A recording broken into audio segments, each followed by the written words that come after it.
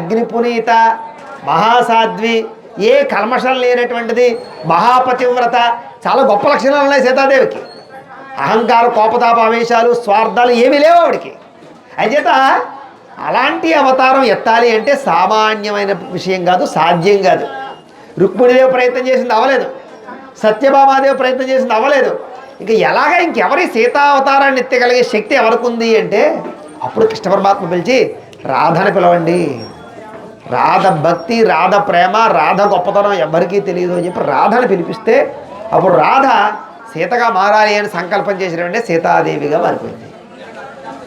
అప్పుడు వీళ్ళందరికీ బుద్ధి వచ్చినా చెప్పాడు, ఒరే పూజ చేసేయడం, డాంబిక ప్రదర్శన చేసేయడం, సేవ చేసేయడం కాదు, మనస్సులో ఎవరైతే ప్రేమిస్తారో, మనస్సులో నిరంతరం నన్ను ధ్యానిస్తారో, నేనే సర్వస్వం అనుకుంటారో అలాంటి వాళ్ళకి మాత్రమే నేను లొంగుతాను తప్ప డాంబిక పూజలకి, గొప్పతనాలకి నేను లొంగను అని చెప్పి అహంకారాన్ని అంతటిని దించేశాడు.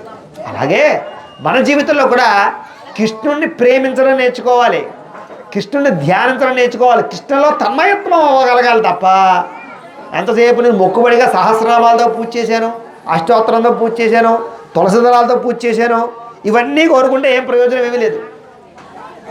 అని చేత ఏంటంటే భగవంతుడు మనకి ఎంతో అవకాశాన్ని ఇచ్చాడు. ఎందుకంటే శరీరం మామూలుగా వచ్చింది కాదు, ఇది ఉత్తమమైనటువంటిది మానవ జన్మ. మనందరికీ తెలుసు ఈ మానవ జన్మని సార్థకత చేసుకోవడం కోసం మనం పుట్టాం. మనం ఏం చేస్తామంటే ఇన్నాళ్ళు ఈ పారాయణ వింటాం, ఇవన్నీ వింటాం, ఇక్కడికి వచ్చాక మళ్ళీ మాట్లాడుకుంటూ ఉంటాం. ఇన్నాళ్ళు వింటూ ఉంటాం ఈ విషయాలన్నీ కూడా, మధ్యలో పక్క వాళ్ళతో ఈ పక్క వాళ్ళతో అక్కలేని విషయాలు మాట్లాడుతూ ఉంటాం వినకుండా. దానివల్ల పక్క వాళ్ళు చెడిపోతూ ఉంటారు. తా చెడ్డ కోతి వనమెల్ల చెరిపింది అని. అర్థమైందా?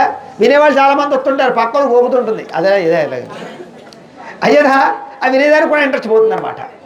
అయ్యేది ఏంటంటే ఎంచేత అంటే ఈ శరీరం చాలా గొప్పది, ఎప్పుడూ నేర్చుకుంటూనే ఉండాలి. ఇది ఒకరోజు నేర్చుకుంటే సరిపోదు. అందునే సత్సంగం అని. ఎంచేత మనిషికి ఉండేటటువంటి గొప్ప వ్యాధి, గొప్ప అదృష్టం ఏంటి? మతి మరుపు, మర్చిపోవడం. అవునా కదా?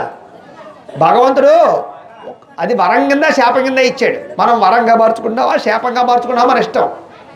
మర్చిపోవడం అనేటటువంటిది ఒక వరం.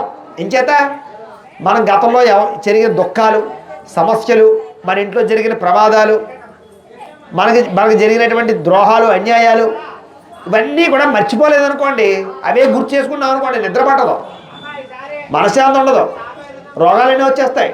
అవునా కదా? మర్చిపోవాలి. మన చిన్నప్పుడు జరిగిన సంఘటనలు కానీ, మనకు జరిగిన అన్యాయాలు కానీ, మంచి చెడు ఏదైనా సరే మర్చిపోవాలి.